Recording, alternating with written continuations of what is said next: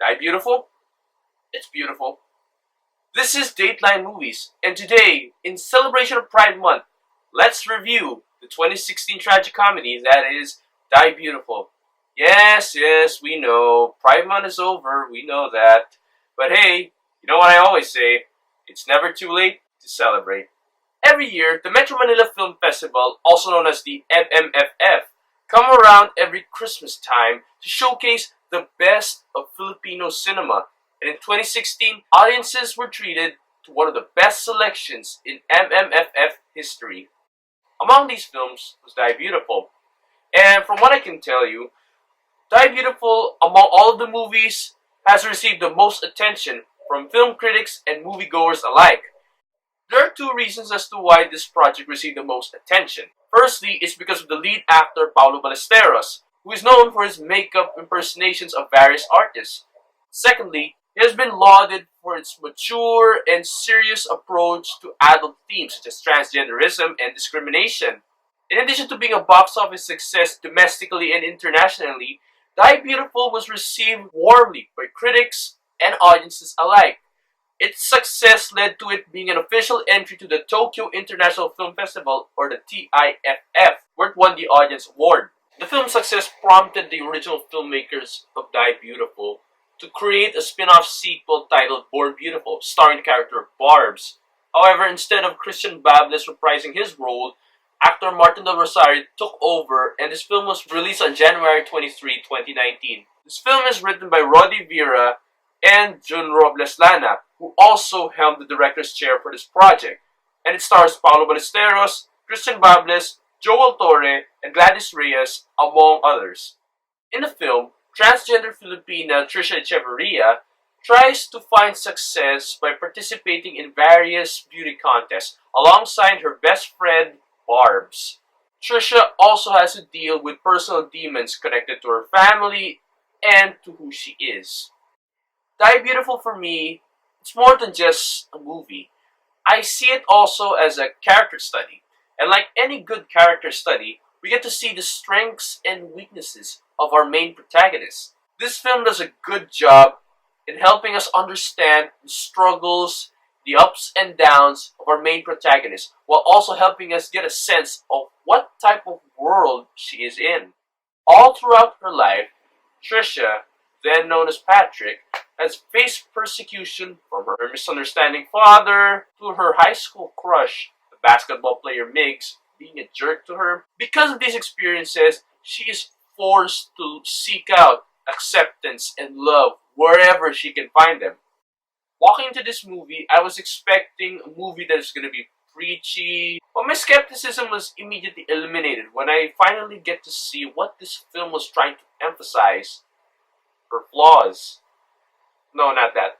Her character flaws. I know it's a terrible joke, just roll with it. Despite facing hardships almost wherever she goes, Trisha is also equally flawed. She's ignorant, she's impulsive, she's inconsiderate, and above all else, she's insecure. She's ignorant to the point that she's alright with focusing all of her efforts in gimmicks rather than just memorizing her answers for the Q&A sessions, despite the fact that that is one of the most essential parts of the beauty contest. She can be impulsive, especially when love is a part of the equation. So much that she is willing to forego logic and start a relationship with a random male prostitute named Miko that she has barely gotten to know. She is also inconsiderate to the feelings of her adopted daughter, Shirley May, whom she forces to join beauty contests like her. Because, as pointed out by her best friend Barbs, all she really knows is just beauty contests. Above all else, she is insecure, to the point that not even life will give her the chance to answer this one simple question that among all the Q&A questions, she knows the answer to. And that is to be nobody but herself. Alas, it only takes her more than half of the movie to finally answer that question when she finally gets sense of who she really is. I might be saying, why am I so interested in the character's flaws? Well, for one thing, none of these flaws made Trisha super unlikable. I was not alienated by the character, but rather, I was more interested in understanding the psychology of Trisha Echeverria. The more I see her weaknesses and the more I see her struggle, the more I finally get to see just how much of a three-dimensional person Trisha really is. The movie also does a good job in at least making Trisha likable and not letting her flaws overshadow her character. She has all the flaws that I mentioned a while ago, but in the end, she's still human. The film takes place in three distinct time periods: her adolescence in high school, her transition into a woman, and finally her eventual death by an aneurysm. I have to give credit to the film for following this non-linear structure rather than a more straightforward path, and the mystery angle does add so much more emotional impact, especially when we begin to realize as to why certain events in her life have turned out that way.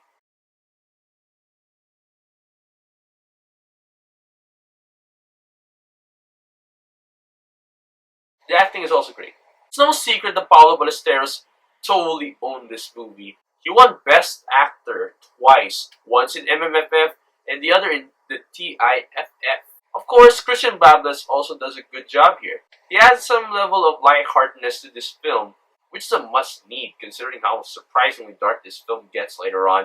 It should also be noted that Christian Bablas also won Best Supporting Actor in both the MMFF and the TIFF at the same time when Paolo Ballesteros won Best Actor in both festivals. It just shows just how effective and moving their performances were in this film.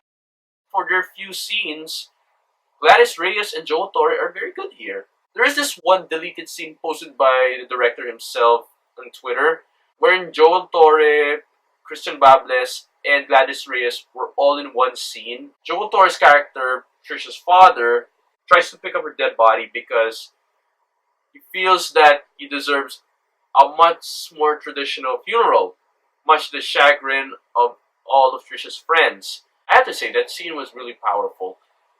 I might say it might be a little bit melodramatic for my taste, but nevertheless, really great scene. Probably the best scene for me in this film was when Trisha and a younger Shirley May were having a conversation. After Trisha finds out that Miko was cheating on her daughter was quick to comfort her and tell her that the only reason as to why she started a relationship with him was that because she thinks that no one else will love her. And that because she knows what love really is through Trisha's actions, Shirley May actually believes that Trisha deserves the best type of love there is.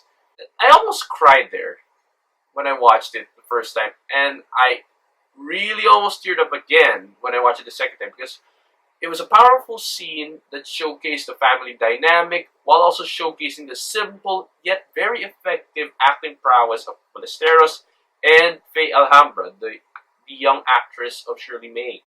The cinematography and direction were also alright. June Robles Lana's hand behind the camera was very good. I do commend June Robles Lana for at least helping us connect with the characters through his direction. Whether this is intentional or not, I really like the cinematography for the fashion shows, which completely contrasts with the harsher realities filled with gloomy colors and aesthetics in the metropolitan area. It's a very nice subtle. It's a very nice and subtle. It's a very nice and It's a subtle and it's very. It's a subtle use of imagery that represents this film's themes of love and acceptance and the hardships that follows in the path to beauty. The other thing I like about this story is that it manages to not make any character stereotypical. For instance, Trisha's father, for all of his conservative ideals, it's partially justified in the film that Trisha was never really the most sensible person to begin with. We've seen time and time again that she's impulsive, and that convinces her father to be slightly untrusting of him.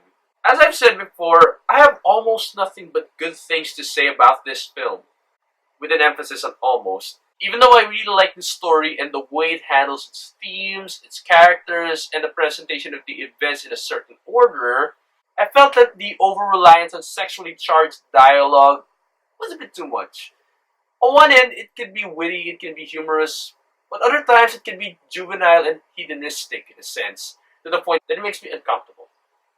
There are certain scenes here that references their private parts, and I felt that those should be trimmed down. If you watch this trailer, you might be anticipating a very funny comedy. Well, that's really not the case here because even though it has its funny moments, it has its heartwarming bits, this film can be really dark when it wants to be. And especially there's this one scene that I thought that really took me by surprise. That is a flashback when Trisha was sexually assaulted by Migs and her friends.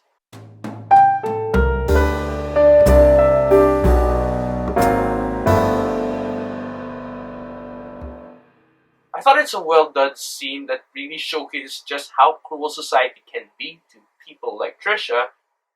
Though it is appalling and disturbing, and it does say something about the reality of their situation, I do believe that it would have been better if it was trimmed down or it was just left implied, or at least saw the aftermath of that event. Though yes, that would violate the usual show don't tell rule in cinema, I do believe that Paolo Ballesteros' performance alone, when he is relaying the scenario to Barbs, that's already enough for me to make me uncomfortable and disturbed. Because to be honest, there is nothing scarier than thinking about how that incident would play out. As I watched further into this movie, I found myself really enjoying this film. Even though it gets a little bit slow by the second act, I still really enjoyed this film. Until we get to the third act. Okay, let me clarify. I'm not saying that the film becomes super unwatchable when we finally get to the third act. I'm going to be explaining as to why that is, so be prepared for major spoilers. After breaking up with Miko, Trisha finally transitions into a woman, and she stumbles upon this person named Jesse in a bar. And Jesse, being the sweet person that he is, flirts with Trisha, and they eventually start a relationship that lasts for 6 months. And everything was going fine for Trisha, because Trisha finally is happy that even though she knows full well that Jesse is married, she indulges in the idea that finally someone out there really likes her. That was until we finally get to the 6-month anniversary, wherein Jesse's wife visits Trisha in her home, and she invites her to the hospital where Jesse is staying. We then learn that Jesse is dying from leukemia, and then it was revealed there that Jesse was among the people, alongside Migs, who sexually assaulted Trish in high school. And like any normal person would react to it, Trisha was disgusted, finally leaves Jesse for good. When I watched this the first time, I thought the introduction of Jesse was pointless, and I thought that Jesse didn't serve anything other than having an additional twist. But when I watched it again, I realized something. I do believe Jesse does have a purpose in this movie, and that is to give Trisha the push that she needs to finally be independent and no longer rely on anybody to feel acceptance and love. And I get that. And after thinking about it, I actually like Jesse's arc here. A person who feels guilty about doing something, becomes more and more infatuated. That's a very complex story arc that I really wish could have been explored more. And I guess that's the real problem with this plot twist there. One of the reasons as to why I believe Jesse's story arc is very good for this is because this story arc is a very stark contrast and a very twisted version of what Shirley May has been telling Trisha this entire time. The fact that Jesse was never introduced nor even hinted at anywhere at the earlier parts of the film, his belated introduction into the film ultimately robs twist its emotional impact. I actually made some suggestions as to how the film should better handle this character, such as making Jesse a little bit nicer or not getting involved with the sexual assault. But then I realized that those suggestions would ultimately destroy the complexity of this narrative. One way we can rectify this mistake is by obviously having Jesse introduced at an earlier scene, either by cameo or a throwaway name, or an actual scene where the two of them connect. Maybe we could even have this one scene wherein we realize that Jesse is the only supporter that Trisha has on her shows. Or we could even have a scene wherein Jesse is trying to come to terms with his preferences. Or he could even be subtly hinting about his guilt. So overall, Die Beautiful, it's a great movie. It's sentimental, it's moving, it's powerful, it has a great story, and a very interesting story structure. The acting performances were really on point. The cinematography and direction, they're alright. There's an excess in mature dialogue, and there's this one scene where it might just be pushing the boundaries a little bit too much. And the introduction of one certain character might have made the consistency of the story overall a little bit lacking. This is nevertheless a very good movie, and I definitely recommend that you watch it. It thoroughly explores mature themes with restraint and above all else, heart. I'm going to give this film an 18 for pleasant entertainment. So, that's it for our review of Die Beautiful. Did you love it? Did you hate it? Was it a waste of your time? Was it the greatest time of your life? Let us know in the comments, and please don't forget to subscribe. Stay tuned for more Dateline movies. Peace. Hanggang malaman ng katotohanan, pinaka